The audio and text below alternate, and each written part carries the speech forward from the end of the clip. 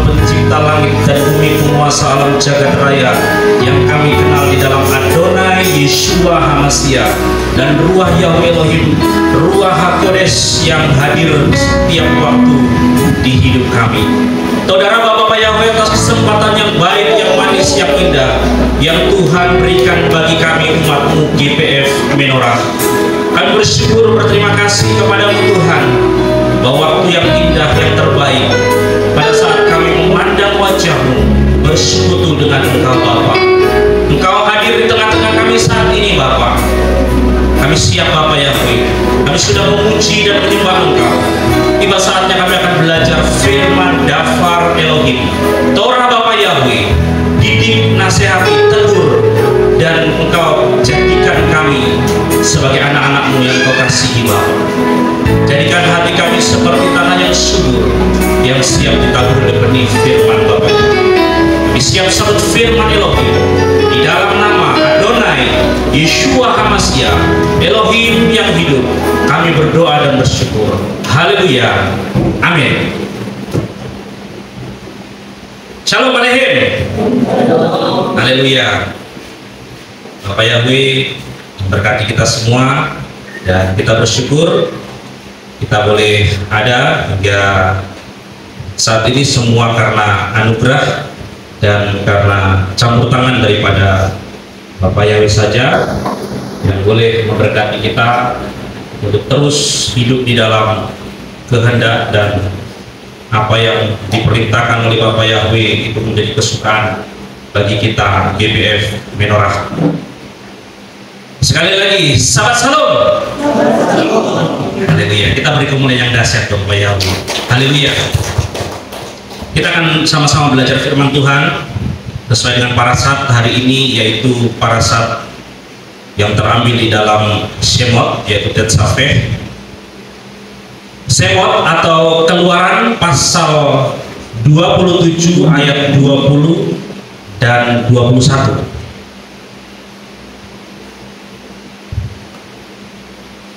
Jika sudah mendapatkannya, saya undang Bapak Ibu Saudara bangkit berdiri dan kita akan membacanya bersama-sama. Sekali lagi, Shemot atau Keluaran pasal 27 ayat 20 hingga 21 dengan perekop minyak untuk pelita. 1, 2, 3. Dan haruslah engkau memerintahkan kepada Bani Israel, dan biarlah mereka membawa kepadamu minyak zaitun tumbuk yang murni untuk penerangan, agar pelita menyala terus-menerus. Di dalam kemah pertemuan itu, di bagian luar tabir yang menutupi tabut kesaksian, haruslah Aharon dan anak-anaknya mengaturnya dari petang hingga pagi di hadapan Yahweh, suatu ketetapan selamanya bagi generasi-generasi mereka dari antara Bani Israel. Silakan duduk Bapak Saudara. Saya akan membacakannya dari versi BIMK. Suruhlah orang Israel membawa minyak zaitun yang murni dan paling baik untuk lampu di dalam kemahku, supaya dapat dipasang dan menyala terus. Aharon dan anak-anaknya harus mengurus lampu itu dari petang sampai pagi di tempat aku hadir, di luar kain yang tergantung di depan peti perjanjian. Perintah itu harus dilakukan untuk selama-lamanya oleh orang Israel dan keturunannya. Haleluya. Yang dikatakan berbahagia dialah yang mendengar firman Elohim dan melakukannya di dalam kehidupan pribadi lepas pribadi.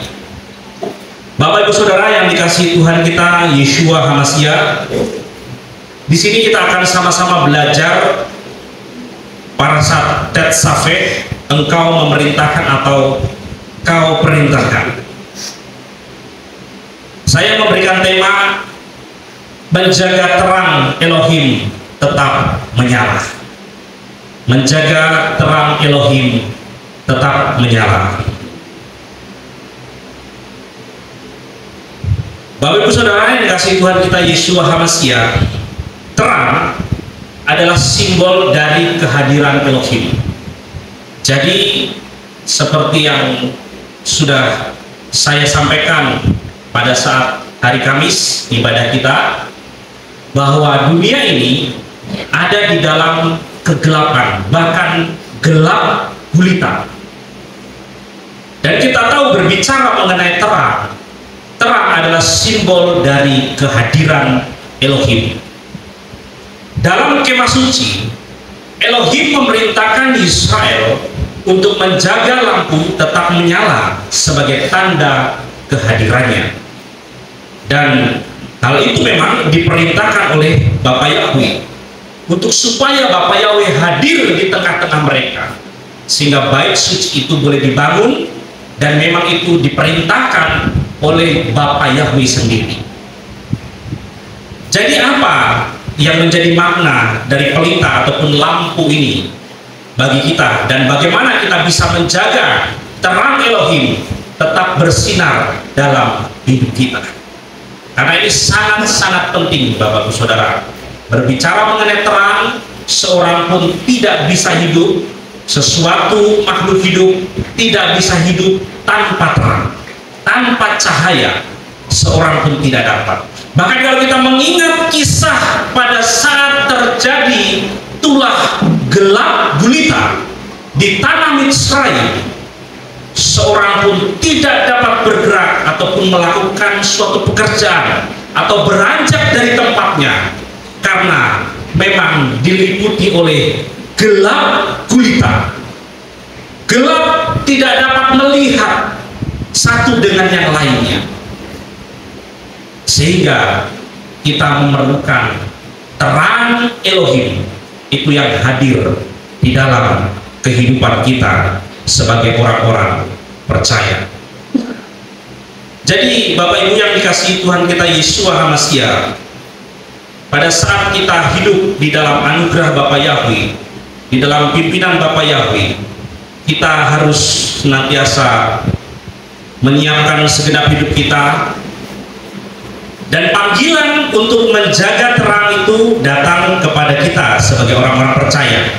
Kita akan belajar ada beberapa poin penting dari apa yang sudah kita baca pada petang hari ini sesuai dengan parasat. Dikatakan, dan haruslah engkau memerintahkan kepada Bani Israel, dan biarlah mereka membawa kepadamu minyak zaitun tumbuk yang murni untuk penerangan, agar pelita menyala terus menerus. Zemen Zayit Tahor, kemurnian dalam pelayanan. Bicara minyak zaitun yang murni atau Zemen Zayit Tahor, minyak ini tidak boleh bercampur atau diperas dengan cara yang kasar, melainkan harus diperoleh dengan menumbuk dengan cara yang hati-hati. Jadi minyak zaitun seringkali kita mendengar, oh hanya kita sebagai goyim ataupun girim yang sudah dienten minyak zaitun, oh iya minyak zaitun. Tetapi kalau kita menggunakan pola daripada Torah Bapa Yahweh, kita melihat latar belakang orang Yahudi, umat perjanjian, kita akan menemukan makna yang begitu dalam, begitu luar biasa, Bapak Saudara.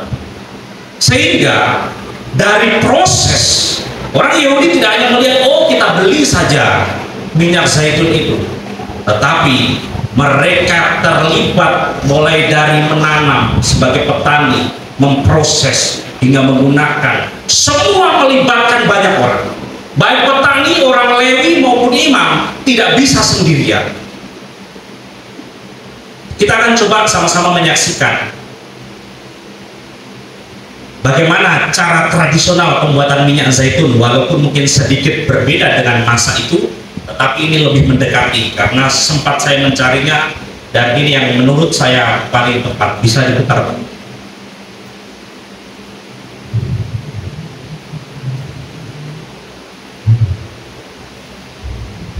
Ya tidak apa-apa, tidak usah pakai suara juga, tidak apa-apa, karena ngomongnya bahasa Inggris.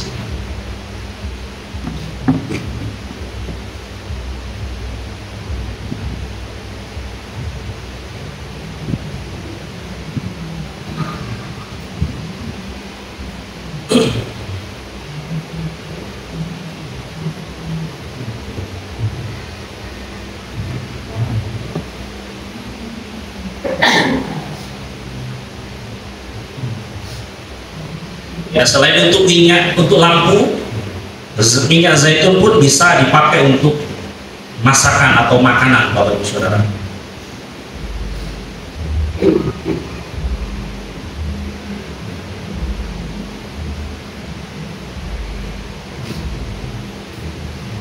Ini chef terkenal, chef Amerika.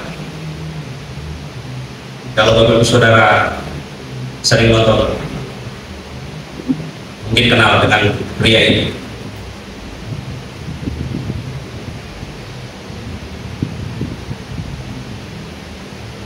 Oke Pak, ada sedikit dipercepat, kita masuk prosesnya.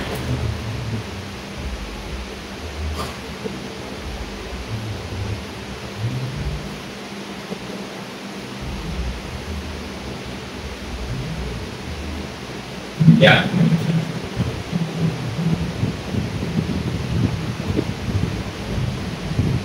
Ya, ini biasa ditarik dengan keledai. Nanti dia lihat keledai.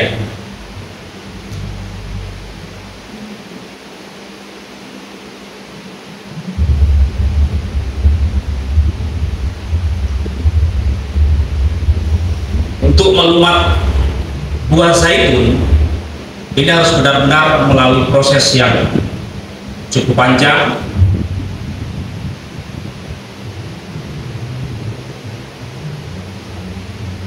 Ini salah satu alat tradisional, Bapak Ibu Saudara, karena banyak sudah sekarang alat-alat modern.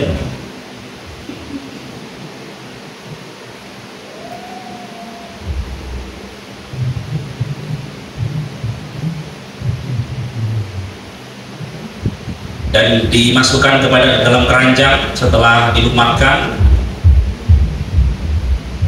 Ya, itu cara yang memang dipakai zaman itu, masa itu pun demikian. Lalu kemudian ditindis atau kasih beban yang berat supaya minyaknya bisa keluar. Jadi ini diperas. Kalau zaman dahulu ada lebih identik menggunakan alat yang lebih tradisional. Ada perasan pertama, ada perasan kedua, dan ada perasan ketiga. Itu ada tekanan, ada alat untuk menekan hingga terjadi proses itu. Nah, inilah hasil dari pembuatan minyak zaitun yang sudah diperas. Oke Pak. Baik. Kenapa saya harus ingin supaya kita sama-sama melihatnya di sini? Nah, setidaknya kita memiliki gambaran, kita memiliki pandangan bahwa oh demikian kurang lebih prosesnya pembuatan minyak zaitun. Sesuai dengan firman yang sudah kita baca, Zemen Zait Tahor di sana berbicara mengenai minyak zaitun tumbuk yang murni. Jadi minyak itu adalah minyak yang murni, dan memang minyak zaitun itu harus ditumbuk untuk bisa menghasilkan minyak. Sehingga memang segala sesuatu itu harus melalui proses ataupun tekanan. Pada saat kita memakan buah, baik itu buah anggur, buah apapun itu, pada saat kita langsung menelan buah itu, kita tidak akan menikmati rasa buah itu manis, asam ataupun lain sebagainya. Tetapi pada saat kita mengunyah, maka kita akan mendapatkan nutrisi ataupun rasa dari buah tersebut. Dan kurang lebih kira-kira seperti itu. Sebagai orang-orang percaya, hari-hari ini kita pun perlu siapkan hidup kita, hati kita menjadi alat yang memang siap ditempa ataupun dibentuk oleh tangan Bapa Yahweh. Sehingga Bapa Yahweh pun katakan bahwa kalau kita ingin menjadi anak, bukan anak gampangan, maka kita harus dihajar, dinasihati, supaya kita benar, supaya kita menjadi layak di hadapan Bapa.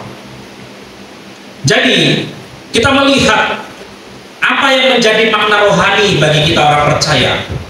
Tidak lain bahwa Tuhan inginkan pelayanan kita berasal dari hati yang murni, bukan dengan motivasi yang salah.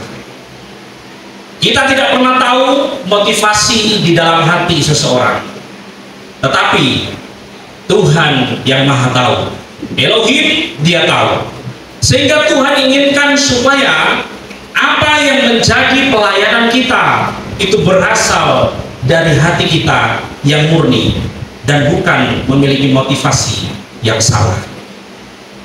Pada saat kita melihat tadi proses pembuatan daripada zaitun yang memang harus dihancurkan, yang memang harus mengalami proses demi proses sehingga menghasilkan, kita melihat bahwa proses itu akan menghasilkan perasan demi perasan. Jadi ada proses perasan pertama yang sudah saya katakan tadi, itu diperuntukkan untuk bait Elohim atau bait suci. Itu perasan yang pertama. Itu dipakai untuk lampu menorah. Jadi ada perasan pertama. Kemudian begitu diambil perasan pertama itu, maka tekanan itu akan ditekan lagi perasan kedua.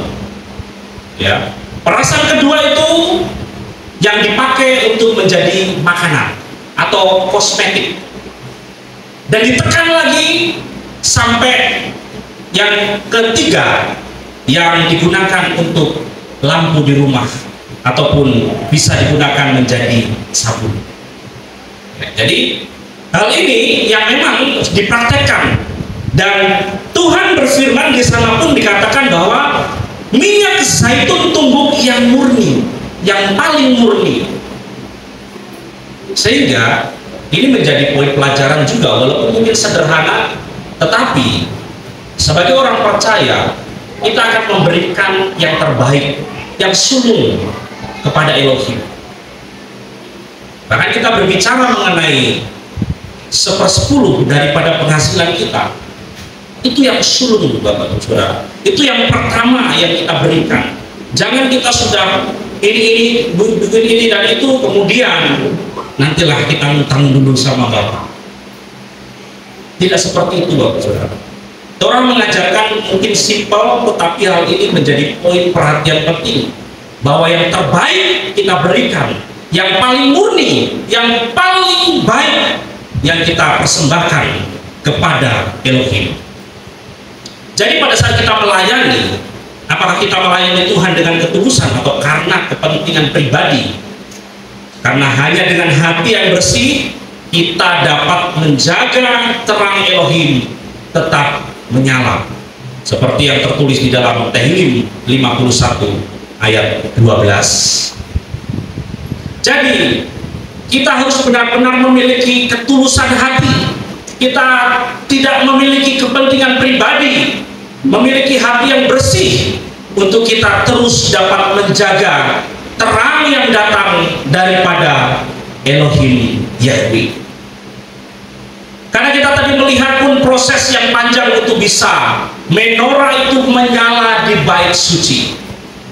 Dia melibatkan petani, orang Lewi maupun imam.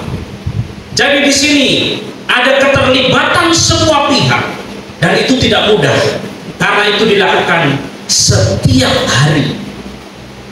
Itu bukan dilakukan 1 bulan sekali, tetapi itu dilakukan setiap hari untuk dapat menyediakan minyak yang murni yang harus dipakai untuk menorah tetap menyala dari petang hingga pagi. Dari petang hingga pagi. Pada saat saya membaca ayat ini, dari petang hingga pagi, inilah pola Torah. Kalau kita kan dari pagi sampai petang. Awal hari yang baru mulai jam 12. Tetapi Torah dengan jelas mengatakan dari petang sampai pagi. Itu awal hari, masuk hari baru.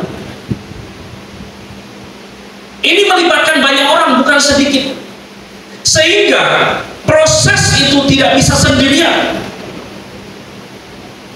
Kita perlu komunitas. Jangan merasa diri kita hebat, lalu kita menyombongkan diri, dan kita berkata, saya bisa sendirian tanpa komunitas. Saya bisa tanpa saya harus hadir di Kehilaf.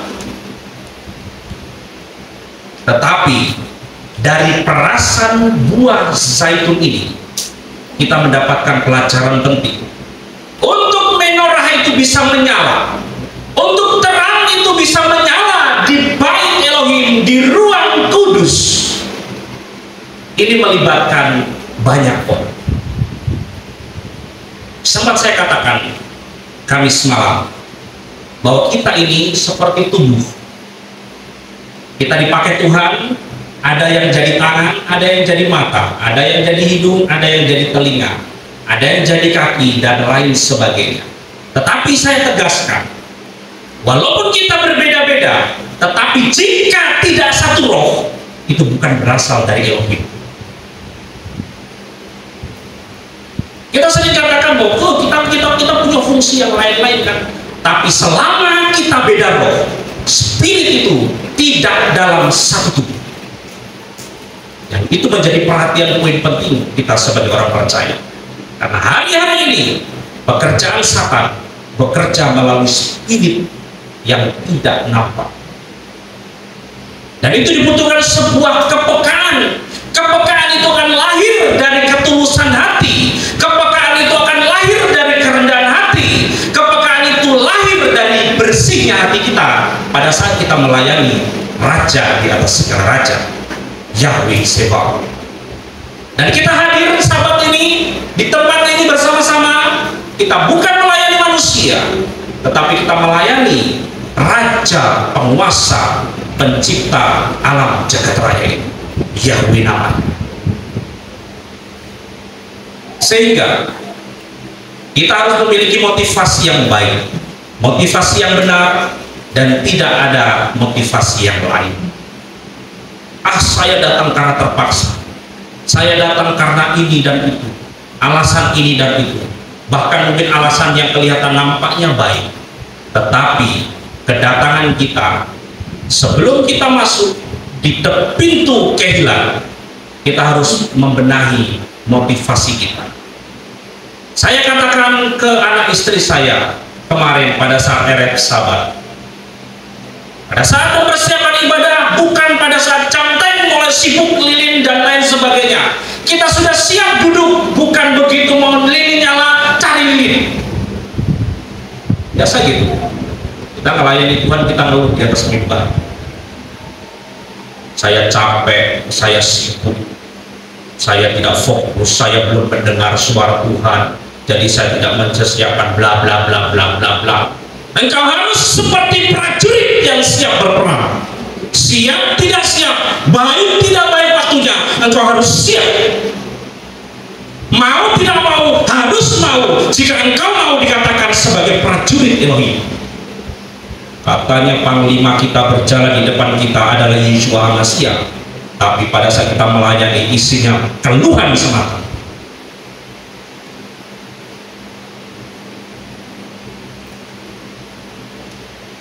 Saya katakan ke anak istri saya, walaupun saya gemetar, saya sakit, pengalaman pelayanan, selama saya masih kuat berdiri, saya akan berdiri. Walaupun saya dalam keadaan sakit, saya tidak harus berbicara kepada jemaat saya sedang sariawan, saya sedang panas dalam, saya sedang menggigil. No. Kita melayani Elohim, bukan melayani manusia. Kecuali benar-benar saya tidak mampu, saya akan katakan padamu, saya tidak bisa melayani.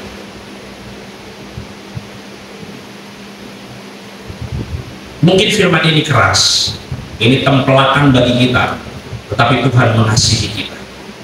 Dia ingin membentuk kita menjadi anak-anak terang yang Tuhan pakai di zaman akhir ini menjadi alat kemuliaan. Sehingga tidak gampangan. Kalau jadi anak-anak gampangan, Bapak Saudara tidak perlu.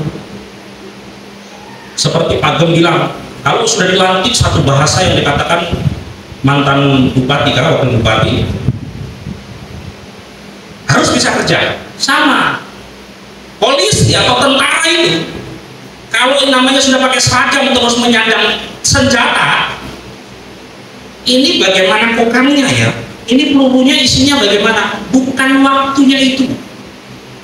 Dia sudah siap berperang, dia tahu bagaimana menguasai senjata itu. Dia tahu bagaimana dia memegang senjata itu untuk berperang melawan musuh. Nah, kalau tentara barusan kenal senjata AK berapa, pistol lalu, ini bagaimana ceritanya? Itu namanya bukan prajurit. itu bukan terang. Dan di waktu yang sangat-sangat sedikit, yang singkat ini, mau tidak mau, siap tidak siap, kita harus mau dipakai Tuhan menjadi alat kemuliaan. Sehingga kita sedang diproses, kita sedang diperas oleh tangan Tuhan, supaya kita menghasilkan zaitun yang murni, zaitun yang terbaik, yang akan dipakai menjadi terang untuk menyalakan lilin lampu-lampu menorah. Sehingga Tuhan tidak pandang siapa kita, tapi Tuhan akan memperlengkapi kita dengan kuasa-Nya yang begitu dahsyat dan luar biasa. Jadi berbicara mengenai semen zait tahor, berbicara mengenai minyak zaitun yang murni ini sangat-sangat penting dalam kehidupan kita sebagai orang-orang percaya, bahwa proses itu tidak mudah.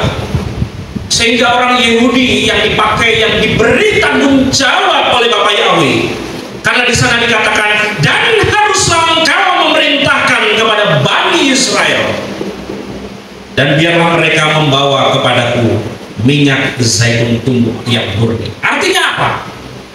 Bahwa Bapak Yahweh memberikan tanggung jawab. Tanggung jawab itu diberikan kepada mereka. Dan tanggung jawab yang sama pun Tuhan berikan kepada kita. Katanya kita sudah ditempel, katanya kita sudah ditempel, tapi kok masih banyak kompromi. Tetapi melalui perasan demi perasan, proses yang terjadi dari buah zaitun itu, buah itu akan menghasilkan sebuah minyak yang murni, yang baik, yang bisa dipakai dan bermanfaat bagi banyak orang. Proses-proses inilah yang memang harus kita lihat, bahwa kita harus terlibat, dan itu tidak mudah, dan itu dilakukan setiap hari supaya tetap menorah itu menyala. Dan proses itu tidak bisa sendirian dan perlu komunitas.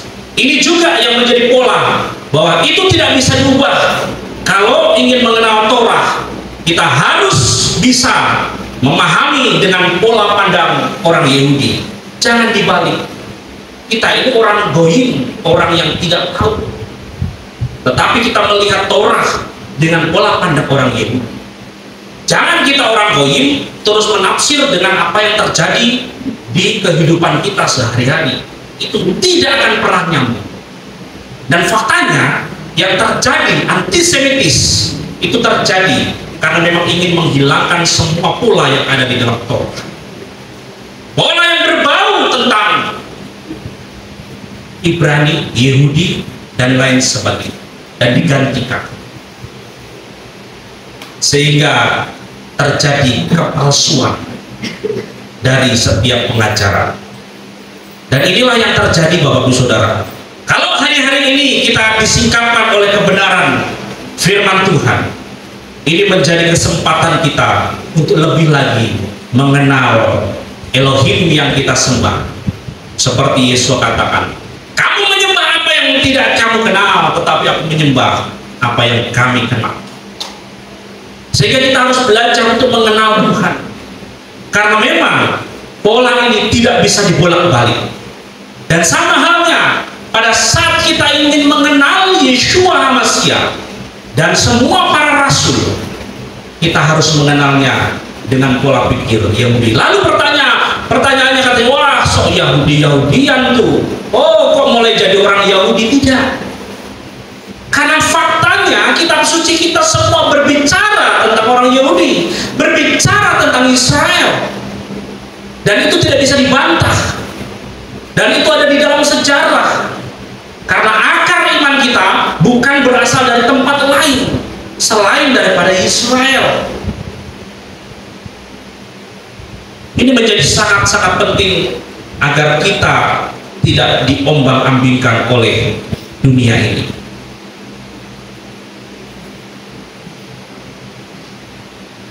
Karena yang terjadi, banyak orang mengenal Mesias, tetapi Mesias yang lain.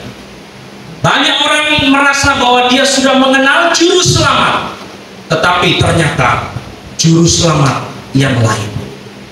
Juru selamat yang palsu, yang tidak berakar, yang tidak bersumber dari Israel. Mau tidak mau, faktanya Yesua lahir di tanah Israel. Dan sesungguhnya Yesua datang untuk orang Israel.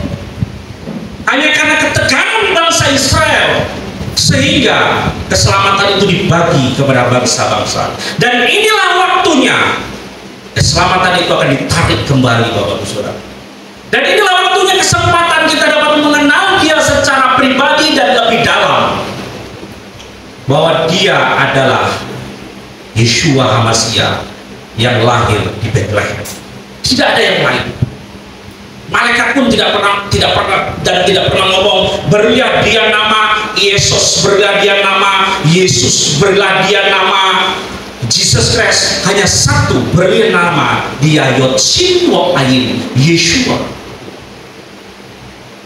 Tetapi faktanya, kalau saudara bisa lihat, ada beberapa video itu sebagai pemulihan bahwa terlalu banyak nama palsu yang disandang oleh Mesias palsu, dan itu diyakini mati-matian. Apa artinya terus kita sokong? Tidak. Justru ini kesempatan kita dapat kita belajar bahwa ini kesempatan bahwa benar Dialah Mesias Yesua, tidak lain, Dialah Juru Selamat yang sesungguhnya. Jadi kita harus menyala-nyala, kita harus berkobar-kobar untuk kita dapat beribadah kepada-Nya. Kita harus menyala-nyala, roh kita harus membara, bahwa kita akan berjumpa kekasih jiwa kita, bahwa kita akan menyembah Dia di dalam roh dan kebenaran, bahwa kita akan bersorak demi namanya, nama di atas segala nama, nama yang olehnya segala makhluk di muka bumi ini bertekuk lutut. Dan nama itu nama yang penuh kuasa, Yahweh di dalam Adonai Yeshua HaMashiach.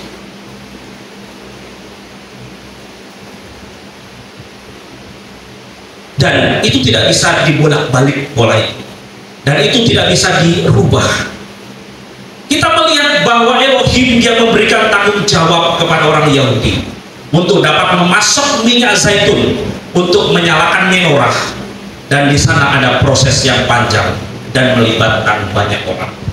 Jadi marilah kita menorah saling bergandeng tangan, saling menopang satu dengan yang lain. Banyak kekurangan daripada kita satu dengan yang lain, tetapi biarlah kekurangan itu bukan kita obral ataupun kita bedah, tetapi justru kita harus benahi, harus tutupi. Karena pada saat kita berjalan dengan perahu yang sama, pada saat terjadi kebocoran, kalau kita saling menyalahkan, itu bocor itu gara-gara kowe itu bocor itu gara-gara kowe pegang linggis tadi itu, wah itu gara-gara kau duduk di situ. Tidak waktunya seperti itu. Di mana waktu bocor, ayo kita cari bagaimana cara supaya kita menambal. Karena kita tahu bahwa kita punya keterbatasan masing-masing. Bahkan seringkali terjadi kesalahpahaman. Orang lihat body language-nya, bahasa tubuhnya seperti ini sudah mulai dinilai, oh begini, nanti pulang, oh begini. Dan oh saya kebetulan lewat, dia tidak nyapa saya, dia pura-pura tidak lihat saya, dan bla bla bla bla bla. Marilah kita menjaga hati kita untuk tetap murni di hadapan Tuhan. Dan saya belajar tetap mengasihi kita semua satu dengan yang lainnya, sehingga kita dapat menghasilkan perasaan yang murni, perasaan yang terbaik. Karena pada saat kita berbicara mengenai pohon zaitun, ini pun menjadi ada perlambang mengenai lambang Israel. Coba kita melihat di dalam Yeremia pasal 11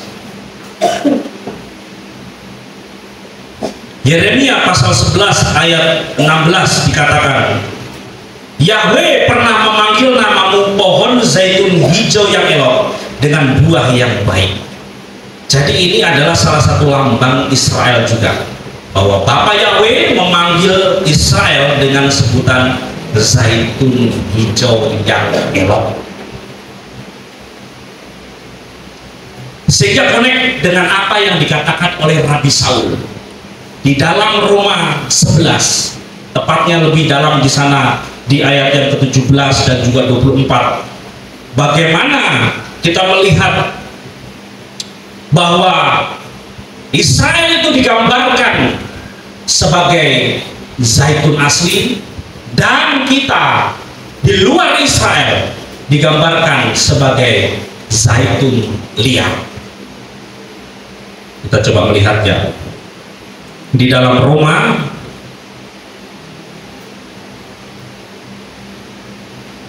pasal 11.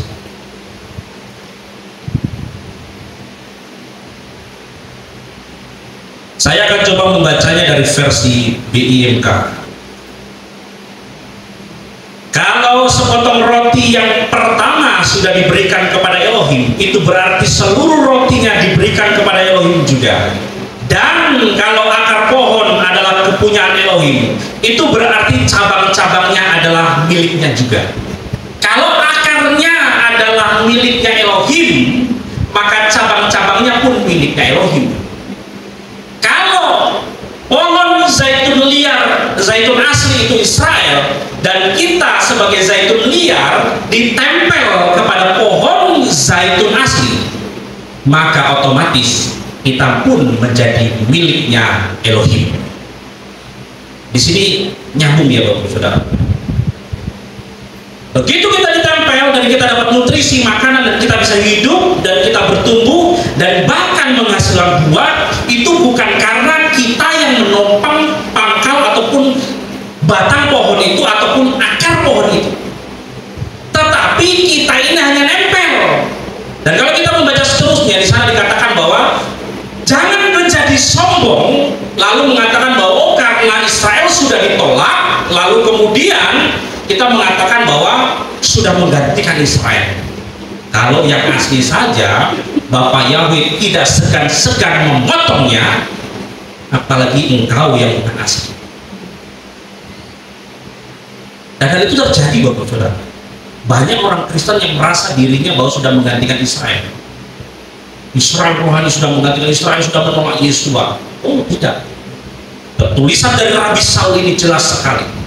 Kalau kita membaca selanjutnya dikatakan, sebagian dari cabang-cabang pohon zaitun, yaitu orang-orang Yahudi, sudah dikerat, dan pada bekas keratan itu dicangkokkan cabang pohon zaitun liar, yaitu saudara-saudara yang bukan Yahudi. Saudara dicangkokkan di situ supaya saudara menikmati segala yang baik dari kehidupan rohani orang-orang Yahudi. Kita dicangkokkan, jangan kita ngatur, jangan kita ngobok-ngobok rumah tangga orang. Artinya dalam pengajaran ini, jadi pola pandang kita yang ikut mereka, bukan mereka yang ikut kita.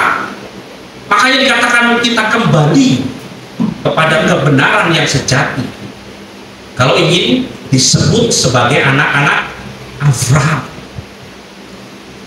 Dan ini menjadi penting sekali.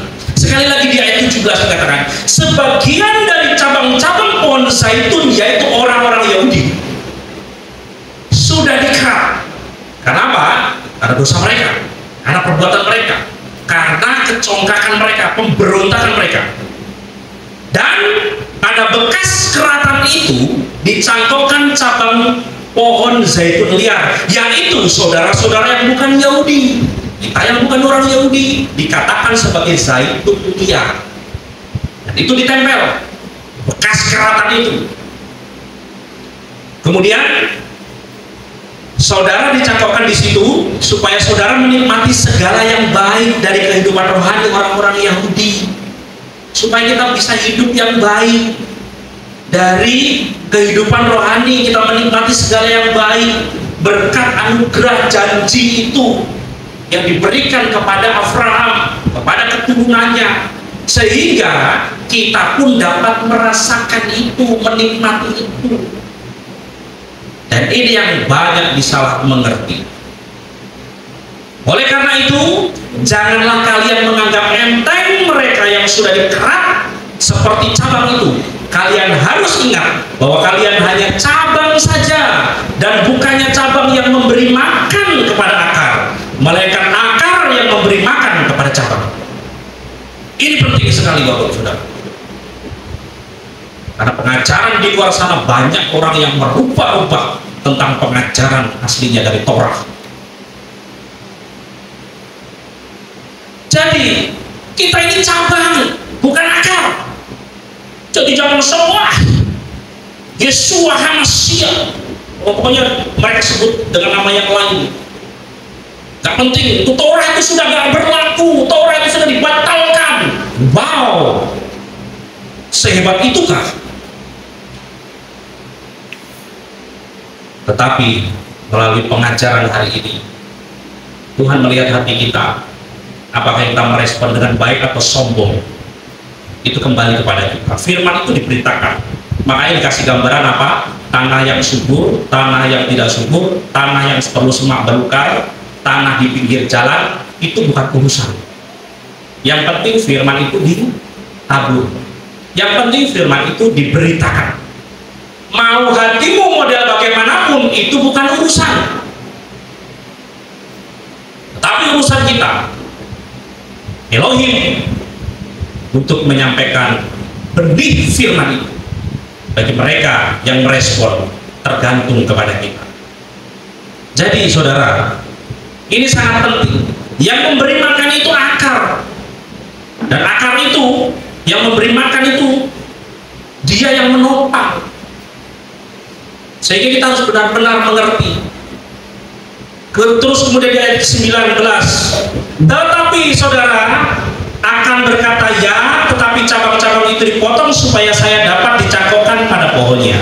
Itu memang benar, tetapi mereka dibuang karena mereka itu tidak percaya, sedangkan saudara diterima karena saudara percaya. Jadi janganlah saudara menjadi sombong karenanya, sebaliknya saudara harus merasa takut. Karena mereka tidak percaya, mereka dikerat. Dan karena kita percaya, kita ditempelkan. Jadi jangan sombong. Lanjut. Sebab kalau Elohim tidak merasa sayang untuk membuang orang Yahudi yang seperti cabang-cabang asli itu, jangan menyangka ia akan merasa sayang untuk membuang saudara. Jadi kalau firman Tuhan katakan banyak yang dipanggil, sedikit yang dipilih, itu pasti terjadi. Banyak yang sudah berpindah dari kegelapan menuju terangnya, tetapi satu saat antara lalang dan gandum akan dipisahkan, antara orang memilih jalan lebar dan jalan sempit akan terlihat. Dan itu akan terjadi karena memang kalau yang asli saja Tuhan tidak segan-segan memotongnya, orang Yahudi yang tidak percaya, apalagi kita mau main-main, mau nganggap remeh, nanti diampuni. Nantilah, gak usah ribut-ribut lah, ribut tentang nama Yahweh, nama Yeshua, sama saja. Oke. Karena memang penyesalan itu selalu di belakang. Kalau di depan adalah pendaftaran, bukan penyesalan. Sehingga firman Tuhan terus digaungkan, sehingga firman Tuhan harus diberitakan, disampaikan berulang-ulang ke telinga, bahkan pola yang sama. Torah yang diberikan kepada Mose diberitahu bahwa firman itu harus engkau ceritakan berulang-ulang kepada anak-anakmu, baik engkau saat jalan, saat duduk, saat berbaring, engkau harus menceritakan itu. Selain daripada cara hidup kita, kita harus berbicara dan menceritakan itu bagi keturunan kita. Karena kita bagian dari Israel. Karena Bapak Ibu Saudara tahu bahwa pada saat kita memberkati Israel, bahkan saudara kita pun sendiri macam heran, untuk apa memberkati Israel? Wow, itu perintah Torah, itu firman Tuhan. Dia kakak sulung kita, Dia akar zaitun itu. Kita harus memberkati. Dan itu menjadi bagian gaya hidup kita juga. Walaupun kita tahu semua Israel pun tidak sebaik itu, makanya kita bisa memilah mana yang harus kita ikuti dan mana yang tidak kita ikuti. Dan itu memang faktanya seperti itu. Di ayat yang ke-22, jadi di sini kita melihat betapa baiknya Elohim dan betapa kerasnya juga ia bertindak keras terhadap mereka yang berdosa, tetapi ia baik hati terhadap saudara, asal saudara tetap hidup dari kebaikannya. Kalau tidak, maka saudara juga akan dibuang. Dan mengenai orang-orang Yahudi itu, kalau mereka berhenti bersikap tidak percaya, maka mereka akan diterima kembali. Perhatikan ini. Dan mengenai orang-orang Yahudi itu, kalau mereka berhenti bersikap tidak percaya, maka mereka akan diterima kembali, sebab Elohim berkuasa untuk menerima mereka kembali. Itu luar biasa. Dan hari-hari ini banyak orang-orang Yahudi yang sudah mengenal pribadi Yeshua HaMashiach, dan mereka bertobat dan menjadi percaya. Dan itu terjadi, Bapak-Saudara. Mereka yang fanatisme, yang memang dari kecil diajarkan untuk tidak percaya kepada Yeshua, itu sudah benar-benar didoktrin. Begitu mereka mengenal dan membaca Brit Hadasah, mereka dijamah oleh Roh Kudus. Mereka walaupun dengan cara yang sembunyi-sembunyi, mereka percaya bahwa dialah juru selamat yang datang. Itu haleluya, luar biasa sekali. Dan dia akan diterima. Itu adalah kekuasaan daripada Elohim. Di ayat ke-24, saudara yang bukan berasal dari bangsa Yahudi adalah seperti cabang dari pohon zaitun yang liar. Nah, kalau saudara bertentangan dengan sifat saudara, bisa dicangkokkan pada pohon zaitun asli, apalagi orang-orang Yahudi yang diumpamakan dengan cabang-cabang pohon zaitun asli, tentu lebih mudah lagi bagi Elohim untuk mengembalikan mereka pada pohon zaitun mereka sendiri. Ngerti maksudnya ini? Kalau kita adalah zaitun liar, itu saja ditempelkan, itu terjadi dan bisa nempel, bahkan mendapat nutrisi, makanan dari akar dari pokok pohon zaitun asli itu. Apalagi mereka yang memang asli dari pokok zaitun itu, begitu mereka ditempel, dia akan lebih mudah nempel, lebih connect DNA-nya, kalau bisa katakan seperti itu. Karena zaitun asli dengan zaitun liar tentu beda. Makanya Tuhan katakan, dia berfirman katakan bahwa kalau cabang-cabang yang asli itu akan lebih mudah, gampang. Ibaratnya prosesnya, kalau kita yang zaitun liar harus memerlukan proses penempelan, kemudian diikat, harus tunggu sampai contohnya saja 1 bulan baru berani lepas plastiknya, baru kita buang, baru benar-benar kelihatan nempel. Bisa saja orang Yahudi dia 1 minggu ataupun katakanlah 5 hari sudah nempel, karena memang dia aslinya. Dan ini sesuatu yang luar biasa. Jadi gambaran ini menjadi poin penting yang Rabi Saul juga gambarkan kepada orang Israel mengenai pohon zaitun, yang termasuk bangsa-bangsa yang adalah zaitun liar. Jadi pola yang sama bahwa bangsa yang masuk ke dalam sistem Israel itu jangan dibalik. Sehingga kita harus belajar rendah hati. Pada saat kita menyelidiki Torah parasat demi parasat, disitulah kita banyak belajar bagaimana sesungguhnya kita ini baca dari kitab Tehillim hingga kitab Giliahna, itu semua isinya berbicara bukan orang Jawa, bukan orang Papua, bukan orang Manado, bukan orang Arab, bukan. Walaupun ada beberapa cerita di situ tentang orang Arab, tapi poin pentingnya semua rata-rata orang Ibri atau orang Ibrani, bahkan ke orang Yahudi. Israel adanya. Loh, kok ini bisa tertutup selama berabad-abad, bertahun-tahun? Seolah-olah kita ini sudah mendapatkan sesuatu. Makanya dikatakan bahwa jalan yang disangka lurus ternyata ujungnya menuju kebinasaan. Dan pola ini kita harus pahami.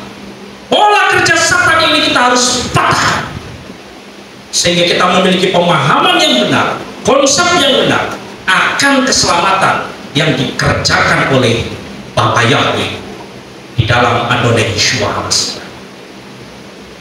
Sehingga saya ingin seperti saya katakan di malam Kamis, pada saat kita beribadah ini bukan waktunya kita tidur, Bapak Ibu Saudara. Jangan sampai makin bicara sering ngomong, halo, lagi tidur kah? Jangan, Bapak Ibu Saudara. Supaya kita ini mendapatkan nutrisi yang baik. Kalau ngantuk cuci muka di luar, duduk di dalam untuk dengar firman Tuhan. Kalau motivasi salah, ogah-ogahan, tidak usah ibadah. Saya tegaskan bahwa tidak usah ibadah. Karena firman Tuhan katakan kalau panas-panas, kalau dingin, dingin. Jangan suam-suam. Suam-suam dimuntahkan oleh Bapa. Kalau ibadah kita anggap sebagai sampingan,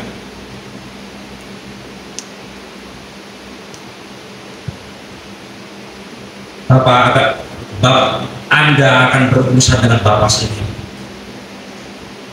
Karena makanan kehidupan roh kita adalah dengan cara doa dan beribadah di hadapan Tuhan.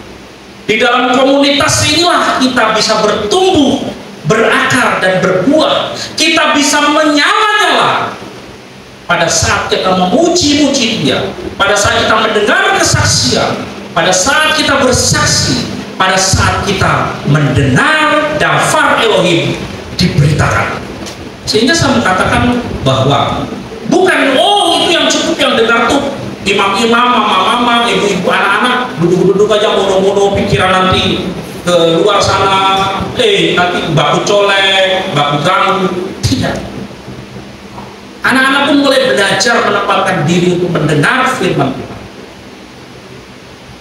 Karena kesaksian saya secara pribadi, kalau saya bisa berdiri di tempat ini, saya merenungkan ada satu ucapan dari bibir mulut saya masa kecil saya ingin dipakai Tuhan luar biasa. Saya ingin Tuhan Engkau pakai pada saat saya pernah menyerahkan diri saya mengangkat tangan saya, ini aku Tuhan, pakai.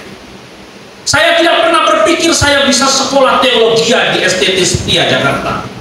Saya tidak pernah berpikir sedikit pun. Karena orang tua saya adalah orang tua yang biasa saja, seorang petani yang tidak memiliki hasil banyak. Karena saya berpikiran kalau saya sudah sekolah SMK, saya lulus, saya akan kerja, kalau tidak berarti saya mungkin jualan atau saya bikin apa. Karena untuk berpikir orang tanya mau kuliah, enggak, saya takut. Untuk beli laptop saja saya takut. Saya nggak pernah berpikiran untuk saya bisa kuliah, Bapak Saudara. Saya berpikir aja sudah, nanti lulus punya ijazah. Kalaupun saya sempat mendaftarkan diri menjadi anggota polisi, itu pun sempat ditanya, punya berapa? Ada lagu yang heboh, yang lagi tenar, ada dengar? Cari sendiri. Pokoknya grup bandnya tani-tani yang mengkritik tentang jadi itu fakta, dan tarifnya pun saya tahu pada saat itu.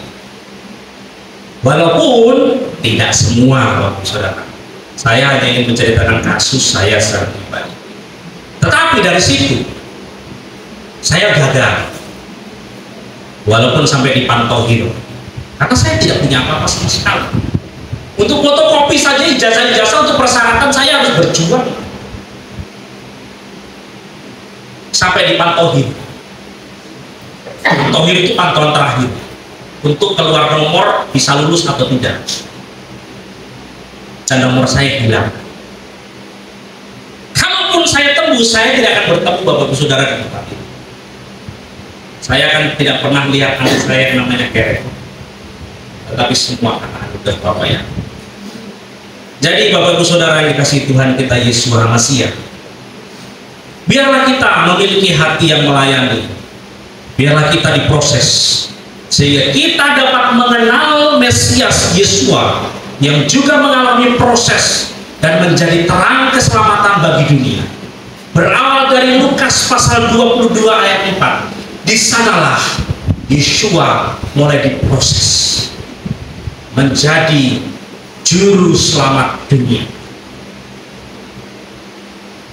Disitulah awal penderitaan Yesus. Bahkan kalau kita membaca atau melihat kisah dari Rabi Saul pun, dia sering katakan, aku di dalam Yesua, Yesua di dalam aku. Dia pun merasakan bagaimana proses mengikuti Yesua, proses melayani Yesua itu begitu dahsyat. Bahkan dia setiap hari berada di ambang kematian. Seperti yang sudah kita baca tadi, dia sudah bisa pernah merasakan yang namanya lapar, miskin, berkelimpahan. Dia sudah merasakan itu semua. Tetapi perlindungan, penyertaan dan pertolongan Tuhan begitu dahsyat bagi Rabi Saul. Jadi seperti kesaksian dari Ibu Yvonne tadi katakan, bahwa masih banyak. Coba ingat di belakang bagaimana pertolongan tangan Tuhan yang dahsyat. Begitu banyak tidak dapat kita ukur kebaikan Bapa Yahweh di dalam hidup kita. Apakah kita masih tidak bisa bersyukur? Apakah kita masih tidak bisa mengucapkan terima kasih akan apa yang terjadi dalam hidup kita? Demikianlah halnya kita. Kita mau belajar hari ini, detik ini, Tuhan, saya datang ke Kehilat tadi saya tidak makan. Bukan karena saya malas makan, karena memang beras saya tidak ada. Tetapi mulut kita selalu bersyukur kepada Tuhan. Kita tidak pernah tahu apa yang sedang terjadi. Bahkan Bapak Ibu Saudara tidak pernah tahu pada saat saya berdiri di tempat ini apa yang menjadi pergumulan saya. Bapak Ibu Saudara tidak pernah tahu, saya pun demikian. Tetapi pada saat kita mengingat kebaikan demi kebaikan, kedahsyatan demi kedahsyatan tangan Tuhan, tidak ada kata lain selain bersyukur. Terlebih kita dapat mengenal pribadi Raja di atas segala raja, Tuhan di atas segala Tuhan, Adonai Yeshua HaMashiach di dalam hidup kita. Disinilah ini menjadi harta termahal, harta terindah yang pernah kita miliki. Sehingga perumpamaan orang yang mendapatkan harta karun, dia bisa membual semua miliknya demi mendapatkan membeli lahan itu, karena di situ ada harta karun. Semuanya tidak berguna, seperti yang Rabi Saul katakan, semuanya aku anggap sampah. Tapi saya menemukan sesuatu yang paling berharga di hidup saya, yaitu mengikut, percaya Mesias Yeshua sebagai Tuhan dan Juru Selamat. Nah, kalau kita punya perspektif, kalau kita punya pandangan pola pikir yang demikian, apakah kita masih tidak menghargai persekutuan kita di hadapan Tuhan? Apakah kita masih menganggap enteng tentang peribadatan di hadapan Tuhan? Karena kita akan nanti membahas mengenai bait Elohim atau bait suci dari para saksi yang kita baca hari ini. Nah, itu adalah Zemen Zayid Tahor.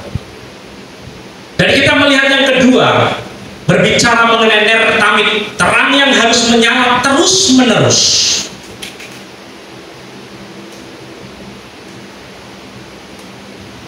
Ya, terang yang harus menyala terus menerus. Kita membaca di ayat ke-20 dan 21 berbicara di sana mengenai terang.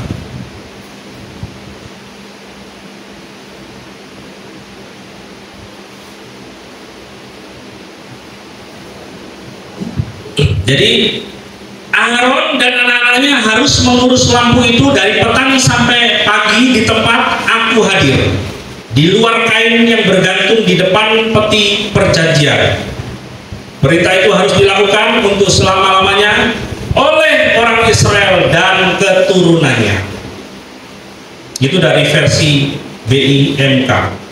Dari versi ILT, di dalam kemah pertemuan itu, di bagian luar tabir yang menutupi tabut kesaksian, haruslah Aharon dan anak-anaknya mengaturnya dari petang hingga pagi di hadapan Yahweh, suatu ketetapan selamanya bagi generasi-generasi mereka dari antara Bani Israel.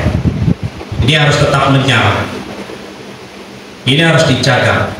Inilah menorah yang harus diisi oleh minyak zaitun murni. Ada 7 lampu di sini. Dan inilah gambaran di dalam ini ruang kudus, dan ini ruang maha kudus yang dibatasi dengan tirai. Di ayat yang ke-21 dikatakan bahwa di dalam kemah pertemuan, ini kemah pertemuan, di bagian luar tabir yang menutupi tabut kesaksian, di bagian luar ini ruang kudus, dan ini ruang maha kudus, tempat tabut perjanjian diletakkan.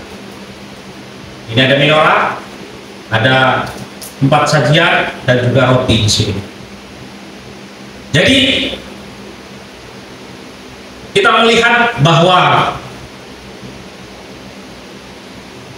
Bapak Yahweh berbicara mengenai lampu itu tidak boleh padam, atau ner tamid dalam bahasa Ibrani melambangkan kehadiran Elohim yang kekal. Dalam Brit Hadasa dikatakan Yesua adalah terang dunia. Yohanan 8 ayat 12. Dan kita dipanggil untuk menjadi terang dunia. Matius 5 ayat 14 hingga 16. Dan aplikasinya apa? Apakah terang Hamasya masih menyala dalam hidup kita atau sudah mulai redup? Ini menjadi pertanyaan pribadi kita.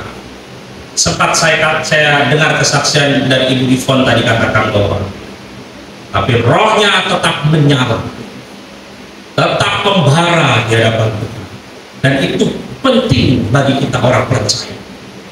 Apakah terang Hamasya itu masih menyala dalam hidup kita ataukah sudah mulai redup hari ini? Lalu apa yang menjadikan roh kita menjadi padam? Tidak lain tidak bukan adalah dosa, kelalaian, dan kesibukan duniawi yang menjadikan terang itu menjadi redup, bahkan padam. Karena kita harus menjaga hubungan dengan Elohim setiap hari, bukan hanya saat kita ada di dalam kehilat ataupun gereja lalu kita menyala, tetapi dikatakan setiap hari. Sehingga di sini dikatakan bahwa menorah ini harus menyala setiap hari. Dari petang hingga pagi harus dijaga. Ada petugasnya, orang Lewi yang harus menjaga. Aharon dan anak-anaknya yang menjaga untuk tetap pelita atau menorah itu tetap menyala, Bapak Ibu Saudara. Jadi kita melihat bahwa menorah itu terletak di ruang kudus, sedangkan tabut perjanjian itu berada di ruang maha kudus. Jadi apa sebenarnya maksudnya ini?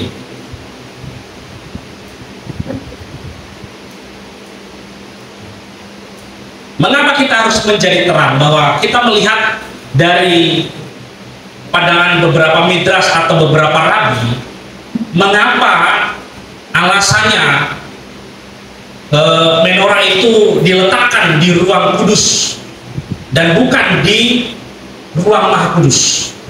Karena kita tahu bahwa di ruang kudus maupun ruang maha kudus ini tidak ada jendela, jadi gelap ya.